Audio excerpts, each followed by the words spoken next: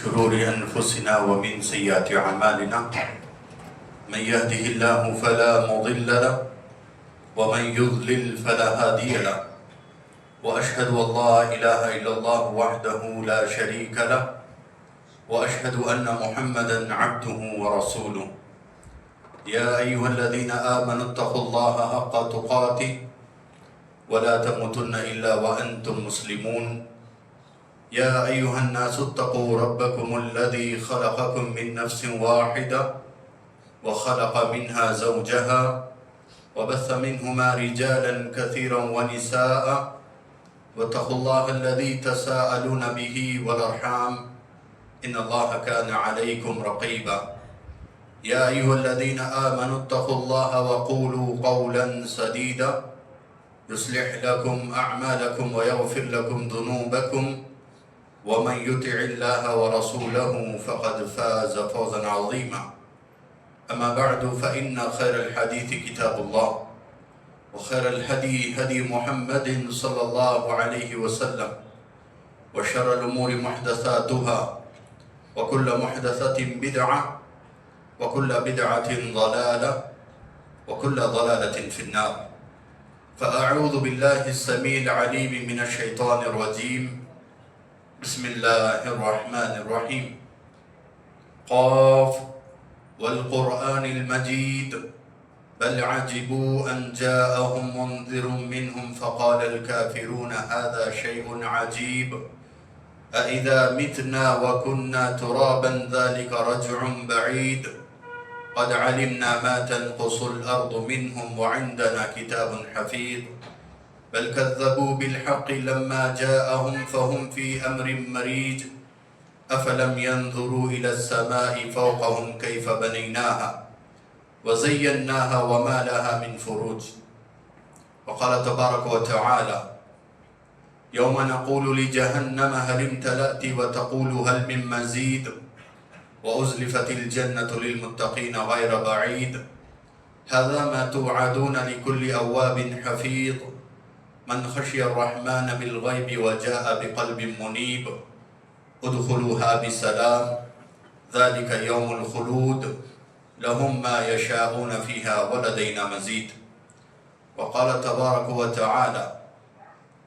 يا أيها الذين آمنوا توبوا إلى الله توبة نصوحا وقال تبارك وتعالى استغفروا ربكم ثم توبوا إليه محترم حاضرین جمعہ، معزز نوجوان اسلامی بھائیوں، پیارے بچوں اور پردہ نشین خواتین اسلام، تمام تعریفیں، بڑائی، حمد و ثنا ہماری تمام عبادتوں کا مستحق اکیلا اللہ تبارک و تعالیٰ ہے۔ اللہ تبارک و تعالیٰ کی اس مختصر سی حمد و ثنا کے بعد بے شمار درود و سلام ہوں تمام انبیاء اور رسولوں پر، خاص طور سے میرے اور آپ کے آخری نبی خاتم النبیین سید المرسلین محمد ابن عبداللہ صلی اللہ علیہ وسلم پر اللہ کی بے شمار رحمتیں اور اس کی برکتوں کا نزول ہو، صلی اللہ علیہ وعلی آلہ ومن تبعہم بإحسان الی یوم الدین، اما بعد۔ محترم حاضرین جمعہ، اللہ کے فضل و کرم سے رمضان کی آج 23ویں رات سے 23ویں دن سے ہم گزر رہے ہیں، 23ویں روزے سے۔ اللہ تعالیٰ نے جو ہمیں توفیق بخشی اس کے مطابق ہم نے رمضان کے 22 دن مکمل کر لیے، اور بقیہ جو دن رہ گئے یہ دن بڑی عظمتوں والے، بڑی فضیلتوں والے ہیں۔ اپنے ساتھ یہ دن اللہ تعالیٰ کی رحمتیں اور اس کی مغفرتیں لے کر آ رہے ہیں۔ جو دن گزر گئے وہ بھی بڑی فضیلت کے حامل تھے، اور جو بچے ہوئے ہیں وہ اور زیادہ فضیلت کے حامل ہیں۔ اب ہمارے لیے ہے کہ ہم اب تک کے ایام میں جیسی عبادت اور جیسا اللہ تعالیٰ کو راضی کرنے کے کام ہمیں کرنے تھے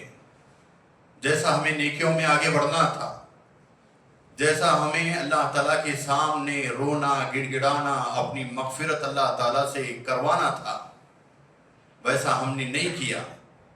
بقیہ یہ جو دن رہ گئے ہیں، ان دنوں میں ہمارے لیے موقع ہے، ان دنوں میں ہمارے لیے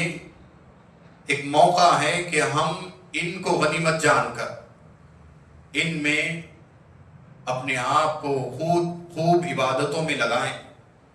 عبادتوں میں اپنے آپ کو تھکائیں۔ اللہ کے نبی صلی اللہ علیہ وسلم کے بارے میں صحابہ اور صحابیات، خاص طور سے ام المومنین عائشہ رضی اللہ عنہا فرماتی ہیں کہ اللہ کے رسول صلی اللہ علیہ وسلم عام دنوں میں بھی عبادت کا بڑا اہتمام کرتے، رمضان جب شروع ہوتا تو اور زیادہ عبادتوں میں مصروف ہو جاتے، اور رمضان کے آخری عشرے میں تو پوری طرح عبادتوں کے لیے، اللہ کو راضی کرنے کے لیے نیک اعمال میں کمر بستہ ہو جاتے تھے، اپنے آپ کو تھکاتے تھے۔ ہمارے لیے بھی ان بچے ہوئے دنوں میں خوب اللہ تعالیٰ کو راضی کرنے والے اعمال کرنے کی ضرورت ہے، چاہے وہ فرض نمازوں کے علاوہ سنت اور نوافل کا اہتمام کر کے ہو، چاہے وہ قرآن مجید کی تلاوت بذات خود کر کے ہو یا سن کے ہو، چاہے اللہ تعالیٰ کا ذکر صبح شام کر کے ہو یا اٹھتے بیٹھتے کرنا ہو، یا کثرت سے توبہ و استغفار کا اہتمام کرنا ہو۔ یہ ہماری بدنی عبادتیں، رہی مالی عبادتیں، اللہ نے جس کو جتنی استطاعت اور جتنی طاقت دی ہے، جتنا مال سے نوازا ہے، وہ اپنی مال کی اتنی زیادہ اللہ کے راہ میں خرچ کر کے مالی عبادت کو بھی انجام دے۔ ہم تمام کے لیے یہ ایام ختم ہونے سے پہلے اس بات کی جستجو، اس بات کا شوق اور ہماری تڑپ ہونی چاہیے کہ ہم پچھلے کیے ہوئے غلط اعمال، پچھلے کیے ہوئے لاپرواہیاں اور گناہ کے اعمال، ان تمام سے سچے دل سے اللہ تعالیٰ سے توبہ کریں۔ یہ ایسا موقع ہے جس میں اللہ تبارک و تعالیٰ ہماری دعاؤں کی قبولیت کے بہت سارے مواقع اللہ تعالیٰ نے ہمارے لیے رکھے ہیں۔ افطار کے وقت، سحر کے وقت، قرآن کی تلاوت کے بعد، نمازوں سے فارغ ہونے کے بعد، اذان اور اقامت کے درمیان، ایسے کئی مواقع ہیں جس میں اگر ہم ان اعمال کو انجام دینے کے بعد اللہ سے دعا کریں تو وہ قبولیت کا زیادہ درجہ پانے والی دعا ہماری ہو سکتی ہے۔ اس کے لیے کثرت سے بھی دعائیں کرتے رہنا چاہیے۔ جو آیت میں نے خطبہ مسنہ کے بعد آپ کے سامنے پڑھی، اللہ تبارک و تعالیٰ نے اس آیت میں ہم تمام سے خطاب کیا، اور اللہ تعالیٰ نے فرمایا کہ اے ایمان والو، تم تمام کے تمام مل کر سچے دل کے ساتھ اللہ تعالیٰ کی بارگاہ میں توبہ کرو، استغفار کرو۔ اب تمام سے گزارش ہے کہ آگے صفوں میں جو خالی جگہ ہے، صفوں کو مکمل کرے تاکہ پیچھے آنے والوں کے لیے جگہ ملے، اور جو دروازے میں ٹھہر رہے ہیں ان سے گزارش ہے کہ آگے جہاں جگہ خالی ہے پہلے وہاں پر آئیں۔ اللہ تبارک و تعالیٰ نے اس آیت میں اللہ سے توبہ کرنے، اللہ سے اپنے گناہوں کی معافی مانگنے کی اللہ تعالیٰ نے دعوت دی، اور یہ مہینہ مغفرت کا مہینہ ہے۔ اور یہ حدیث آپ نے کثرت سے سنی ہے کہ اللہ تبارک و تعالیٰ ہر روز، ہر شام کے وقت، ہر رات اللہ تعالیٰ بہت سارے اپنے بندوں کو جہنم سے آزاد کرتا ہے۔ تو جہنم سے آزادی یہ گناہوں کی معافی کے بعد ہی ممکن ہے۔ جہنم سے نجات یہ بندے کا اپنے گناہوں سے سچی توبہ کرنے کے بعد ہی ممکن ہے۔ تو اللہ تعالیٰ کے سامنے ہمیں اپنا دست دراز کر کے کثرت سے توبہ استغفار کرنے کی ضرورت ہے۔ اور ایک آیت میں اللہ تبارک و تعالیٰ نے فرمایا وَتُوبُوا إِلَى اللَّهِ جَمِيعًا أَيُّهَا الْمُؤْمِنُونَ لَعَلَّكُمْ تُفْلِحُونَ کہ اے ایمان والو، اگر تم کامیابی چاہتے ہو تو اللہ تعالیٰ کی بارگاہ میں توبہ استغفار کرو، اللہ سے معافی مانگو، تو کامیابی اپنی گناہوں کی معافی مانگنے میں اللہ تعالیٰ نے بتائی۔ اور ایک دوسری آیت میں اللہ تعالیٰ نے فرمایا استغفروا ربکم ثم توبوا الیہ، کہ لوگوں اللہ تعالیٰ سے مغفرت طلب کرو، اللہ تعالیٰ سے اپنے گناہوں کی معافی طلب کرو، اللہ تبارک و تعالیٰ بڑا بخشنے والا، معاف کرنے والا ہے۔ اور نبی کریم صلی اللہ علیہ وسلم کے بارے میں بارہا آپ نے یہ آیتیں، یہ حدیثیں سنی ہیں، یہ حدیثیں سنی ہے بارہا کہ نبی کریم صلی اللہ علیہ وسلم جبکہ اللہ تبارک و تعالیٰ نے آپ کے اگلے پچھلے تمام گناہ کی معافی کر دی، آپ کو اللہ نے معصوم عن الخطا کر قرار دیا، باوجود اس کے اللہ کے نبی صلی اللہ علیہ وسلم تہجد کے وقت اٹھ کر استغفار کثرت سے کیا کرتے تھے، دیگر اوقات میں استغفار کثرت سے کیا کرتے تھے، صبح شام کی دعاؤں میں کثرت سے توبہ استغفار کی دعائیں پڑھا کرتے تھے۔ اور حضرت ابو ہریرہ رضی اللہ عنہ بیان کرتے ہیں کہ میں نے نبی کریم صلی اللہ علیہ وسلم کو فرماتے ہوئے سنا، آپ کہہ رہے تھے کہ میں اللہ تعالیٰ سے دن میں 70 سے زائد مرتبہ توبہ استغفار کرتا۔ اور صحیح مسلم کی روایت میں نبی کریم صلی اللہ علیہ وسلم نے فرمایا یا ایھا الناس توبوا الی اللہ، اے لوگو اللہ تبارک و تعالیٰ کی طرف رجوع ہو جاؤ، اللہ تعالیٰ سے توبہ کرو، اپنے گناہوں کی معافی طلب کرو، فإنی اتوب فی اليوم 100 مرہ، اور میں دن میں 100 سے زائد مرتبہ اللہ تعالیٰ سے اپنے گناہوں کی، اللہ تعالیٰ سے استغفار اور توبہ طلب کرتا ہوں۔ حالانکہ آپ معصوم عن الخطا ہیں، اس کے باوجود اتنی کثرت سے آپ توبہ استغفار کا اہتمام کیا کرتے تھے۔ آپ کا یہ عمل امت کے لیے یہ نصیحت ہے کہ امت مسلمہ توبہ استغفار کو لازم پکڑے، کثرت سے توبہ استغفار کرے۔ رمضان کا مہینہ، اللہ کے نبی صلی اللہ علیہ وسلم نے فرمایا کہ جس کو یہ مہینہ نصیب ہو اور اس مہینے کو پانے کے بعد اس نے اپنے گناہوں کی معافی مانگ کر اللہ سے توبہ نہیں طلب کی، اللہ سے بخشش نہیں کروا لی، ایسا شخص اس کی ناک خاک آلود ہو جائے، وہ ہلاک ہو جائے۔ اللہ کے نبی صلی اللہ علیہ وسلم نے اس بدعا پر، جبرائیل علیہ السلام کی یہ بدعا پر اللہ کے نبی صلی اللہ علیہ وسلم نے آمین کہا، اس کی قبولیت کے لیے اللہ سے آمین کا مطالبہ کیا۔ رمضان کا مہینہ ہمیں نصیب ہوا، اور اگر ہم نے اس میں اپنے گناہوں کی بخشش نہیں کروا لی تو ہم سے بڑا بد نصیب اور کوئی نہیں ہوگا۔ اسی لیے کثرت سے توبہ استغفار کرنا چاہیے۔ توبہ استغفار یہ ہماری زندگیوں کی خیر و برکت کا ذریعہ ہے۔ توبہ استغفار یہ آنے والے مصائب اور مشکلات کو دور کرنے کا ذریعہ ہے۔ توبہ استغفار جو مصیبتیں آئی ہیں، جس میں ہم پریشان ہیں، ان مصیبتوں کو دور کرنے اور پریشانیوں کو درگزر کرنے اور پریشانیوں سے نکلنے کا ایک راستہ ہے۔ توبہ استغفار میں بڑی خیر و برکتیں، اسی لیے اللہ تبارک و تعالیٰ نے کئی ایک مقامات پر توبہ استغفار کے فضائل بیان کیے ہیں قرآن میں، اور سب سے جامع آیت جس میں توبہ استغفار کی فضیلتیں، اس کی خیر و برکتوں کا ذکر کیا گیا ہے، سورہ نوح میں اللہ تعالیٰ نے فرمایا، نوح علیہ السلام اپنی قوم سے خطاب کرتے ہوئے کہتے ہیں، اور یہ خطاب ہم تمام کے لیے بھی ہے، استغفروا ربکم، اپنے پروردگار سے توبہ طلب کرو، اس سے معافی مانگو، اپنے گناہوں کی بخشش طلب کرو۔ اس کا فائدہ کیا ہوگا؟ یرسل السماء علیکم مدرارا، اللہ تعالیٰ آسمان سے رحمتوں والی بارش نازل فرمائے گا۔ وَيُمْدِدْكُمْ بِأَمْوَالٍ، اور اللہ تعالیٰ مال میں برکت دے گا، وَبَنِينَ، اولاد میں بھی اللہ تعالیٰ برکت عطا فرمائے گا۔ اور پھر آگے اللہ تعالیٰ نے فرمایا کہ اللہ تعالیٰ ہمارے سارے گناہوں کو معاف کر دے گا۔ توبہ استغفار کی یہ برکتیں۔ حسن بصری رحمۃ اللہ علیہ کے پاس 3 مختلف آدمی کچھ وقفے کے ساتھ آئے، کچھ لوگ ان کے آزو بازو بیٹھے ہوئے تھے، ایک آدمی آیا کہنے لگا کہ میرے علاقے میں میری بستی میں بارش نہ ہونے کی وجہ سے قحط سالی آئی ہوئی، جس کے نتیجے میں میرے کھیت کھلیان پوری طرح برباد ہو چکے ہیں، پوری طرح تباہ ہو چکے ہیں۔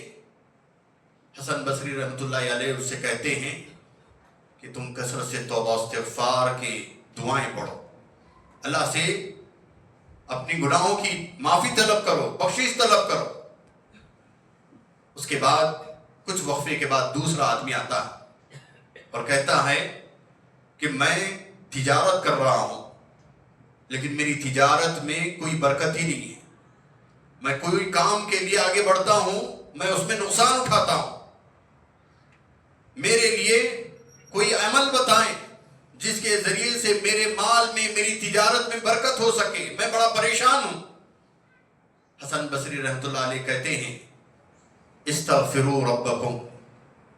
کہ تم اللہ تعالیٰ سے اپنے پروردگار سے معافی طلب کرو، استغفار کرو کثرت سے۔ پھر کچھ وقفے کے بعد اور ایک آدمی آتا ہے اور کہتا ہے کہ اے حسن بصری، میں بڑا پریشان ہوں، میری شادی ہوئے کئی سال ہو گئے، میرے بعد جن کی شادیاں ہوئی ان کو اللہ نے اولاد سے نوازا، لڑکے بھی عطا کیے، لڑکیاں بھی عطا کی، لیکن میری شادی ہوئے کئی سال گزر گئے، آج تک میں بے اولاد ہوں۔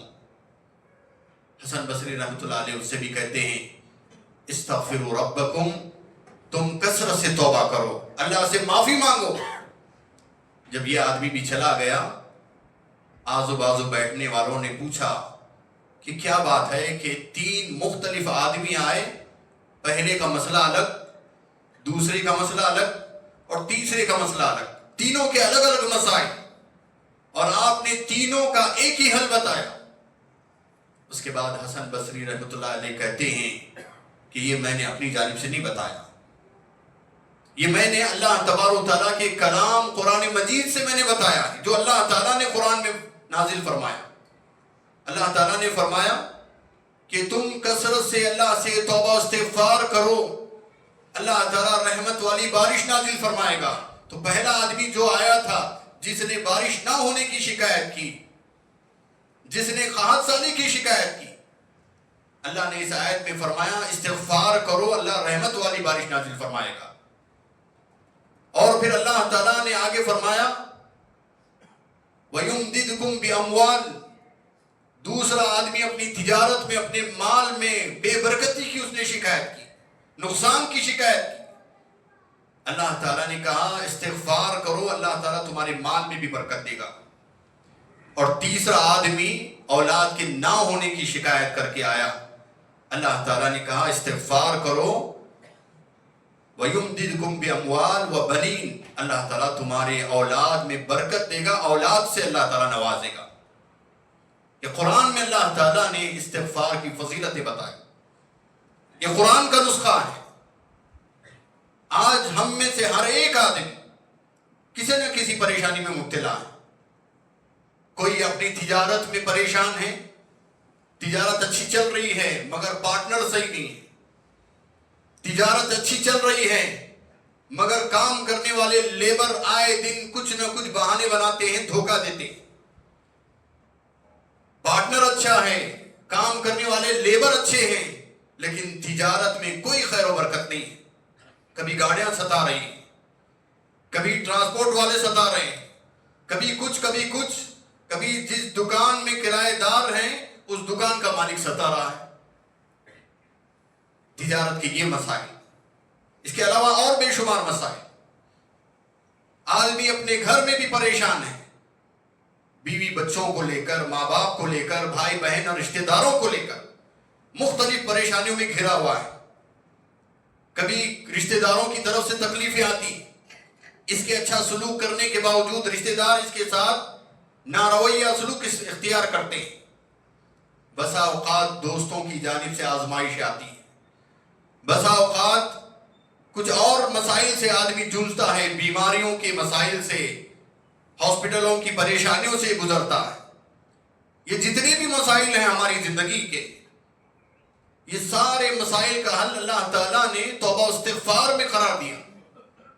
اور نبی کریم صلی اللہ علیہ وسلم نے بھی ہمیں اسی بات کی تعلیم دی کہ ہم کثرت سے توبہ و استغفار کریں۔ توبہ و استغفار ہماری زندگیوں کی خیر و برکت اور ہمارے دکان مکان کی خیر و برکت حاصل کرنے کا ذریعہ ہے۔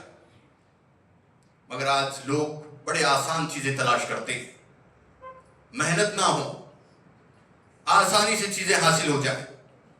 اسی چکر میں کئی لوگوں نے اپنے لاکھوں اور کروڑوں روپے گنوا دیے، بغیر محنت کے ایک کمپنی میں پیسے لگا دیے اور مہینہ مہینہ منافع آنے کی لالچ اور ہرس میں انہوں نے اپنے جائیدادیں تک بیچ دی، کاروبار کے جو معاملے تھے وہ تک انہوں نے بیچ دیے، اور پیسہ لگا دیا اور سمجھ گئے کہ مہینہ مہینہ آئے گا، ہم بیٹھ کے کھائیں گے، اپنی ضرورتیں پوری کر لیں گے، اور جو کیپٹل اماؤنٹ ہے وہ تو ہمارا محفوظ رہے گا۔ لیکن ہوا یہ کہ وہ بھی زمانہ ہم میں اور آپ لوگوں نے بھی دیکھا، اور میرے سے زیادہ بہتر آپ لوگوں نے دیکھا ہوگا کہ جن جن لوگوں نے ایسی کمپنیوں میں اپنے لاکھوں کروڑوں لگائے، ان کا منافع تو چند مہینے آیا، لیکن بعد میں منافع کے ساتھ اصل رقم بھی غائب ہو گئی، اور آج تک پریشان ہے۔ اور جو غریب طبقہ ہے، جو مڈل کلاس کے لوگ ہیں، ان کا معاملہ یہ ہے، چھوٹا موٹا کاروبار چلا رہے ہیں، کاروبار میں خیر و برکت آنے کے لیے کیا کرتے ہیں؟ ہمارے پاس بہت سارے دھوکے باز ڈھونگی باباؤں کے دروازے کھلے ہوئے ہیں، دکانیں کھلی ہوئی ہیں، ان کے پاس جاتے ہیں، اپنا مسئلہ رکھتے ہیں، یا کسی طوطے والے کے پاس جاتے ہیں اور اپنی چٹھی اٹھا کر فال کھلا لیتے ہیں، اور اس کے پاس سے جو دھاگا، جو اس کے پاس سے مختلف قسم کے لکیریں کھینچی ہوئی پلیٹیں، توغرے، اور یا کسی بابا کی فوٹو لائے اور دکان میں لگا لیے، سمجھ گئے کہ اب خیر و برکتیں آئیں گی۔ مکان کا بھی یہی معاملہ ہے، چاہے ہمارے مرد ہوں، عورتیں ہوں، اور عورتوں کی اکثریت اس میں ملوث ہے، اور عورتیں اتنا زیادہ ملوث ہیں کہ مردوں کو متاثر کر دیتی ہیں، کہ مرد مجبور ہو جاتا ہے کہ بابا کے پاس جا کے حاضری دے۔ یہ ہمارا آج معاشرہ بنا ہوا ہے۔ آسانی کے ساتھ ہم چاہتے ہیں کہ برکت حاصل ہو، ہماری محنت نہ ہو، ہم لا کے کوئی دھاگا باندھ دیں، کوئی ناریل لال کپڑے یا ہرے کپڑے میں باندھ دیں،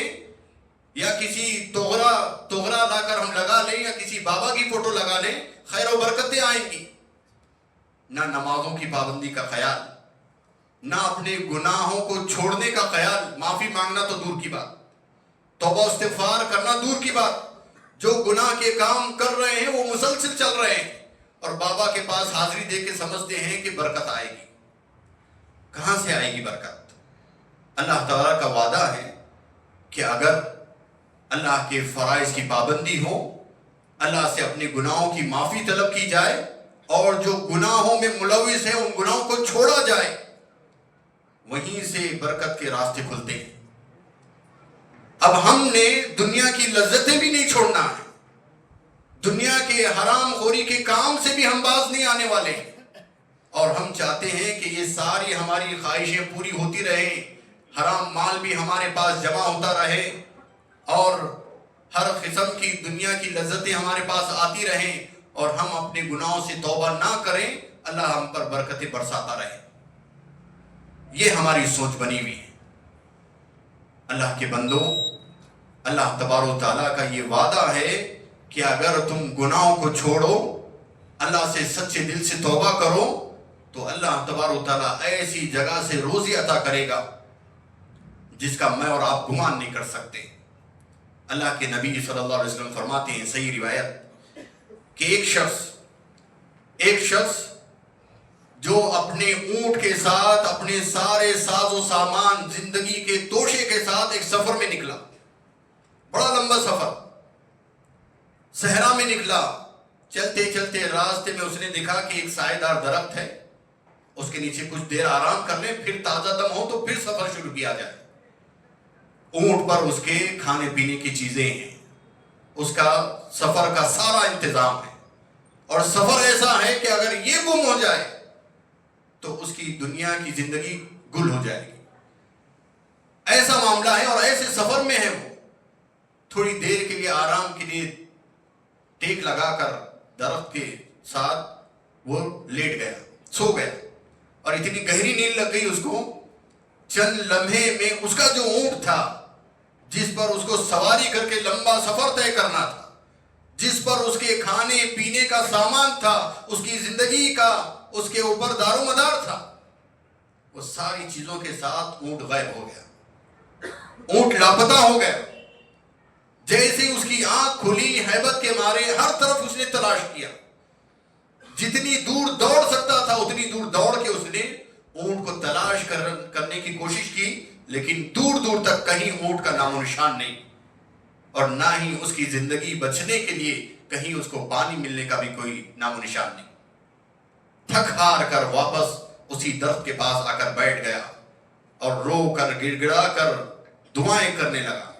اتنے میں پھر دوبارہ اس کی آنکھ لگ گئی،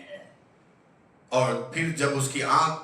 دوبارہ کھلی تو دیکھا کہ اس کے سامنے اس کا اونٹ اس کے پورے ساز و سامان کے ساتھ جوں کا توں کھڑا ہوا ہے۔ اس خوشی میں اس نے اپنی زبان سے کنٹرول کھو دیا اور کہنے لگا، یا ربی انک عبدی وانا ربک، کہ اللہ تو میرا بندہ ہے اور میں تیرا رب ہوں۔ کہنا تو اسے یہ چاہیے تھا کہ میں تیرا بندہ ہوں، تو میرا رب ہے۔ خوشی اس کی اتنی تھی کہ اس نے کہہ دیا کہ تو میرا بندہ ہے اور میں تیرا رب ہوں۔ اللہ تعالیٰ اس کے دل کی جو کیفیت تھی، خوشی کے عالم میں الفاظ غلط نکل گئے، لیکن اس کی دل کی جو کیفیت تھی اللہ تعالیٰ نے اس کو اس حدیث میں نبی کریم صلی اللہ علیہ وسلم کی زبانی بیان کیا، اور آپ صلی اللہ علیہ وسلم اس حدیث کے آخر میں فرماتے ہیں کہ ایک بندہ جب اپنی زندگی کے ساز و سامان کو دیکھنے کے بعد آپے سے باہر ہو جاتا ہے، خوشی کے مارے اپنی زبان پہ کنٹرول نہیں رکھ سکتا ہے، اللہ تبارک و تعالیٰ اس بندے کی خوشی سے زیادہ اللہ تعالیٰ کو خوشی ہوتی ہے اس بندے سے جو اللہ تعالیٰ کے سامنے توبہ استغفار کرتا ہے، اللہ کے سامنے روتا ہے، گڑ گڑاتا ہے، اپنی گناہوں کی معافی طلب کرتا ہے۔ ایسے بندے سے اللہ سب سے زیادہ خوش ہوتا ہے۔ مگر ہمارے ذہنوں میں اور ایک مغالطہ اور ایک غلط فہمی شیطان نے یہ ڈال دی کہ ہم گنہگار ہیں، اللہ ہماری ڈائریکٹ نہیں سنتا، اللہ ہماری ڈائریکٹ بخشش نہیں کرتا، تو لہذا ہم دعائیں کرتے بھی ہیں تو آخر میں جا کر ہم ایسا کام کرتے ہیں جیسا کہ کسی کہنے والے نے ایک مثال دی، دودھ میں مینگنی ڈالنا۔ دودھ خالص ہے، دودھ عمدہ ہے، پورے دودھ کو اگر ایک چھوٹی سی گندگی اس میں ڈال دی جائے تو جیسا پورا خالص دودھ خراب ہو جاتا ہے، برباد ہو جاتا ہے، ویسا ہم لوگ اپنی دعائیں اچھی کرنے کے بعد آخر میں آ کے کہتے ہیں اللہ ہماری ساری دعائیں نبی کے صدقے طفیل میں قبول فرما، فلاں کے صدقے طفیل میں قبول فرما، فلاں ولی کے، فلاں بزرگ کے۔ آپ اگر نبی کے صدقے طفیل سے بھی اگر مانگ رہے ہیں تب بھی غلط ہے، ولی اور بزرگ کے طفیل سے تو مانگنا دور کی بات۔ کیوں غلط ہے؟ کیونکہ نبی کریم صلی اللہ علیہ وسلم نے ہمیں یہ تعلیم دی ہے کہ ہم اپنی دعاؤں میں اللہ کی خوب تعریف کریں۔ دعا کا سلیقہ بھی نبی کریم صلی اللہ علیہ وسلم نے سکھایا، دعا میں ابتدا میں خوب اللہ کی تعریف کریں، خوب اللہ کی بڑائی بیان کریں، اس کے اسماء حسنہ کا، اسماء و صفات کا حوالہ دے کے اللہ تعالیٰ سے دعا مانگیں، پھر نبی کریم صلی اللہ علیہ وسلم پر درود پڑھیں، درود ابراہیم سب سے افضل درود، اور پھر اس کے بعد اپنے لیے مانگے جو مانگنا ہے، خیر مانگے، اچھی چیزیں مانگے، صرف دنیا کے حد تک نہیں بلکہ آخرت کی بھی بہترین چیزیں مانگے، اپنے علاوہ اپنے گھر والوں کے لیے مانگے۔ پھر دعا کے درمیان اللہ کے نبی صلی اللہ علیہ وسلم نے بتایا کہ دعا کے درمیان پھر سے اللہ کی خوب تعریف کرو، پھر مجھ پر درود پڑھو، پھر اس کے بعد مزید اپنی دعائیں اور جو مانگنا چاہتے ہو مانگو۔ اور دعا ختم کیسے کریں یہ بھی آپ صلی اللہ علیہ وسلم نے بتایا، دعا کے اختتام پر پھر سے اللہ کی خوب تعریف،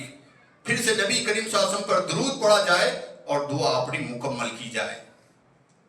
اس تعلیم میں نبی کریم صلی اللہ علیہ وسلم نے کہیں بھی یہ نہیں بتایا کہ اپنی دعائیں مانگو، تمہاری دعائیں اگر تمہارے گنہگار ہونے کی وجہ سے قبول نہیں ہو رہی ہیں تو میرے صدقے طفیل سے مانگو، کہیں بھی ایسی تعلیم نہیں دی۔ اور اگر ایسی تعلیم ہوتی سب سے پہلے صحابہ کے علم میں ہوتی، صحابہ کو معلوم ہوتی، اور صحابہ سب سے پہلے اس چیز پر عمل کرتے۔ لیکن آج ہم سمجھ رہے ہیں کہ وہ تو بڑے نیک تھے، ان کو ضرورت نہیں تھی، ہم گنہگار ہیں، ہمیں ضرورت ہے وسیلے کی۔ جتنے بھی گنہگار شیطان سے بڑے گنہگار تو نہیں ہو سکتے۔ جب شیطان نے اللہ کی نافرمانی کی، اللہ سے بغاوت کی، گھمنڈ اور تکبر کے مارے اس نے اللہ کے سامنے اللہ کے حکم کا انکار کر دیا، باوجود اس کے اللہ سے دعا کرتا ہے، اللہ تعالیٰ مجھے مہلت دے کہ میں تیرے بندوں کو گمراہ کروں۔ اور اللہ تعالیٰ نے ایسے شیطان مردود کی دعا قبول کی، اس سے تو گئے گزرے نہیں ہیں انسان۔ اللہ تعالیٰ نے ہمیں اشرف المخلوقات بنایا، جتنا بھی گنہگار ہو بندہ، اللہ کہتا ہے عبادی میرے بندے، تو ہمیں اللہ تعالیٰ اپنے بندے کہہ رہا ہے، چاہے نیک ہو، گنہگار ہو، نافرمان ہو، تب بھی اللہ تعالیٰ کہہ رہا ہے میرے بندے۔ ہم اللہ سے مانگنے میں کیا شرمائیں گے؟ ڈائریکٹ اللہ تعالیٰ سے مانگنا چاہیے، اور اللہ سے مانگنے کے صحیح راستے یہ ہیں کہ آپ نمازوں کی پابندی کریں، نمازوں کے ساتھ ساتھ اللہ نے جو فرائض رکھے ہیں ان کا اہتمام کریں۔ مزید اللہ سے قربت حاصل کرنا چاہتے ہیں، اللہ کے ولی بننا چاہتے ہیں، دوست بننا چاہتے ہیں، تو جیسے ہمارے بزرگ اور ولی اللہ قسم کے لوگ گزر گئے، وہ بھی اسی راستے سے ولی اللہ بنے۔ اور وہ راستہ کیا ہے؟ نبی کریم صلی اللہ علیہ وسلم فرماتے ہیں، حدیث قدسی ہے، اللہ تعالیٰ فرماتا ہے کہ جس نے من آذا لی ولیا فقد آذنتہ بالحرب، جس نے میرے ولی کو، میرے دوست کو تکلیف پہنچائی، اس نے میرے ساتھ جنگ کا اعلان کیا، میں اس کے ساتھ جنگ کا اعلان کرتا ہوں۔ اور پھر اس کے بعد ولی کون؟ ولی کیسے بنے گا آدمی؟ اس کے تعلق سے اللہ کے نبی صلی اللہ علیہ وسلم فرماتے ہیں کہ اللہ تعالیٰ فرماتا ہے، میں نے جو فرائض رکھے ہیں ان فرائض کی اگر بندہ پابندی کر لے اور فرائض کے ساتھ ساتھ سنتوں کا اہتمام کر لے تو اسے میری قربت حاصل ہوتی ہے۔ فرائض کی پابندی سے بندہ میری محبت کا، میری نعمتوں کا مستحق بنتا ہے۔ سنتوں کی پابندی اور نوافل کی پابندی کے ذریعے سے بندہ میری قربت کا مستحق بنتا ہے، ولایت کے درجے کو پانے والا بنتا ہے۔ اور جب اللہ تبارک و تعالیٰ کے فرائض کی پابندی کرتا ہے بندہ، اس کے ساتھ سنت اور نوافل کا اہتمام کرتا ہے، اللہ تعالیٰ فرماتا ہے کہ میرے ایسے بندے کو میں اس کی ہر طرح سے رہنمائی کرتا ہوں۔ اس کی آنکھ وہی دیکھیں گی جو اللہ تعالیٰ کو منظور ہے، اس کے ہاتھ وہی چیزیں پکڑیں گے جو اللہ تعالیٰ چاہتا ہے، اس کے پیر وہی چلیں گے جہاں اللہ کو اس کا چلنا منظور ہوگا۔ اللہ تعالیٰ ایسے اپنے ولی صفت بندوں کی ہر قدم قدم پر رہنمائی کرتا ہے، مگر یہ کب ہوگا؟ جب ہم اللہ کے فرائض کی پابندی کریں گے اور مزید اللہ کی قرب کے لیے نیکیوں میں آگے بڑھیں گے، کثرت سے اپنے گناہوں کی اللہ سے توبہ و استغفار طلب کریں گے، تبھی جا کے ہم اللہ تعالیٰ کی قربت پا سکتے ہیں، اس کے ولی کا مقام حاصل کر سکتے ہیں۔ خطبے کے اختتام میں، کیونکہ رمضان کی آخری ایام ہیں اور ممکن ہے کہ یہ رمضان کا آخری جمعہ ہو، تو اس مناسبت سے ایک آخری بات آپ کے سامنے رکھنا ضروری ہے کہ نبی کریم صلی اللہ علیہ وسلم نے صدقے فطر کے تعلق سے ہمیں یہ تعلیم دی ہے کہ ہم رمضان کے آخری ایام میں، بلکہ اس کا افضل وقت عید کا چاند دیکھنے سے لے کر عید کی نماز سے پہلے تک کا وقت ہے، افضل ترین وقت۔ لیکن دیگر احادیث اور صحابہ کے آثار سے ہمیں یہ بات بھی معلوم ہوتی ہے کہ اگر کوئی آدمی عید سے 2-3 دن پہلے بھی اگر صدقے فطر نکالنا چاہتا ہے تو نکال سکتا ہے۔ اب رہی بات صدقے فطر کس پر فرض ہے، نبی کریم صلی اللہ علیہ وسلم نے فرمایا علی العبد والانثى والحر، اللہ تعالیٰ نے صدقے فطر کو تمام مسلمانوں پر فرض کیا ہے، چاہے آزاد ہو، غلام ہو، مرد ہو، عورت ہو، یہاں تک کہ پیدا ہونے والا بچہ، عید کی نماز سے پہلے پیدا ہونے والا بچہ، اس پر بھی زکوٰۃ فطر نکالنا اس کے ولی کی، اس کے ذمہ دار کی ذمہ داری ہے۔ اور بعض اسلاف کے بارے میں یہ بھی آتا ہے کہ اگر ان کے گھر میں کوئی بچے کی خوشخبری انہیں معلوم ہوئی. ابھی بچے کی پیدائش کا مرحلہ چل رہا ہے, پیدائش نہیں ہوئی. جب ان کے علم میں یہ بات آتی کہ ان کی عورت حمل سے ہے تو وہ اس کی طرف سے بھی صدقہ فطر نکالا کرتے تھے. تو ہمارے لیے چاہیے کہ ہم میں سے ہر ایک آدمی, مثال کے طور پر اگر کسی گھر میں 5 افراد ہیں, ماں باپ ہیں, بیٹا ہے, بہو ہے, پوترا ہے یا پوتری ہے, جو بھی ہے, مثال دے رہا ہوں میں, کہیں آپ یہ نہ سمجھے کہ مول صاحب فیملی پلاننگ بتا رہے ہیں, مثال دی جا رہی ہے. ماں باپ کی طرف سے, باپ کی طرف سے 2.5 کلو, ماں کی طرف سے 2.5 کلو, شوہر کی طرف سے 2.5 کلو, بیوی کی طرف سے 2.5 کلو, بچہ ہے تو اس کی طرف سے 2.5 کلو. اس اعتبار سے جتنے بھی ممبر ہوں گے,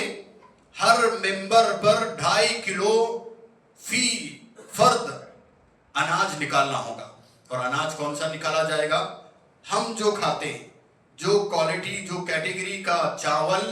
یا گیہوں یا جوار, جو ہماری غذا میں زیادہ استعمال ہونے والی غذا ہیں, جو کوالٹی کی ہم کھاتے ہیں, اسی کوالٹی میں ہم صدقہ فطر ادا کریں گے. ایسا نہیں ہونا چاہیے کہ ہم کھا رہے ہیں باسمتی, نکال رہے ہیں نارمل چاول, ہم کھا رہے ہیں باریک زیرہ چاول اور نکال رہے ہیں راشن کے چاول. یہ انتہائی غلط بات ہوگی. جو آدمی اپنے گھر میں جس لیول کا چاول کھاتا ہے, جس لیول کا اناج استعمال کرتا ہے, وہی لیول اور وہی کوالٹی کا وہ اپنی جانب سے, اپنے گھر والوں کی جانب سے صدقہ فطر ادا کرے گا. اور صدقہ فطر کے معاملے میں مالداروں کو بھی یہ تعلیم دی گئی ہے. اور صحابہ میں کئی ایک صحابہ جن کے پاس غلام, نوکر, چاکر ہوتے تھے, وہ لوگ اپنے گھر والوں کے ساتھ ساتھ اپنی نوکروں کی جانب سے بھی صدقہ فطر ادا کیا کرتے تھے. تو جو مالدار ہیں, اگر ان کے نوکروں میں اتنی استطاعت نہیں ہے تو ایسی صورت میں مالکوں کو چاہیے, سیٹ لوگوں کو چاہیے کہ وہ اپنے کام والے نوکروں کی جانب سے بھی صدقہ فطر ادا کریں. صدقہ فطر, اور ایک چیز یاد رکھیں, صدقہ فطر اناج ہی میں دیا جائے گا, غلے کی شکل میں ہی دیا جائے گا. آپ سوچیں گے کہ فلاں غریب, اس کو پیسوں کی ضرورت ہے, میں اناج کا جتنا اماؤنٹ ہوتا ہے اس میں 100,000 روپے ایکسٹرا ڈال کے دوں گا, تب بھی آپ نہیں دے سکتے. آپ جو 1000 روپے ایکسٹرا دینا چاہ رہے ہیں وہ دیجئے آپ, لیکن جو اناج صدقہ فطر آپ پر واجب ہے وہ اناج ہی کی شکل میں دیں گے آپ, کسی اور شکل میں نہیں دے سکتے. آپ کوئی غریب ہے, اس کے کپڑے نہیں ہیں عید کے, آپ الگ سے خرچ کر کے اس کو دلائیں, لیکن صدقہ فطر کے پیسوں سے اس کو نہیں دے سکتے. صدقہ فطر اناج ہی کی شکل میں دیا جائے گا. تو یہ چند باتیں تھی. اللہ تعالیٰ سے دعا ہے, اللہ تعالیٰ ہم تمام کو کثرت سے اللہ کی بارگاہ میں توبہ استغفار کرنے والا بنائے. اللہ تعالیٰ ہم تمام کو اللہ کے فرائض کے ساتھ ساتھ سنن اور نوافل کا بھی اہتمام کرنے والا بنائے. اللہ تعالیٰ یہ جو بچے کچھ دن ہیں اور آنے والی جو بھی بچی ہوئی تاخراتیں ہیں, اللہ ان تاخراتوں میں خوب اللہ کی عبادت کرنے, خوب محنت کرنے, اپنے گناہوں کی بخشش اللہ سے کروانے اور ان راتوں کی فضیلت کو پانے والا اللہ تعالیٰ ہم تمام کو بنائے. اللہ ہم تمام کی مغفرت فرمائے, اللہ ہم تمام کو جہنم سے نجات دے, اللہ ہم تمام کو جب تک زندہ رکھے اللہ کی اطاعت اور فرما برداری پر اور نبی کریم صلی اللہ علیہ وسلم کے طریقے پر قائم رکھے. اللہ تعالیٰ ہمیں سے جو بیمار ہیں ان کو شفاء کاملہ عاجلہ عطا فرما, جو مقروض ہیں ان کی قرض کی ادائیگی کے راستے ہموار فرما, جو پریشان حال ہیں ان کی پریشانیوں کو, مصیبتوں کو دور فرما. اللہ ہم تمام کو امن اور سکون عطا فرما, ہمارے ملک کو امن کا گہوارہ بنا, دنیا میں بھی اللہ تعالیٰ امن قائم فرما. اور جو ظالم قسم کے لوگ ظلم و زیادتی کر رہے ہیں, مظلوم لوگوں پر ظلم و زیادتی کے پہاڑ توڑے جا رہے ہیں, اللہ تعالیٰ ان کے حق میں ہدایت ہے تو انہیں ہدایت نصیب فرما, یا ان کا جو بھی حشر نشر ہونا ہے اللہ تعالیٰ ان کے انجام تک انہیں پہنچا دے. اللہ ہمارے جو بھی مرد و خواتین اس دنیا سے گزر گئے اللہ ان تمام کی بھی مغفرت فرما. اقول قولی ھذا استغفر اللہ لی ولکم ولسائر المسلمین من کل ذنب فاستغفروہ انہ الغفور الرحیم.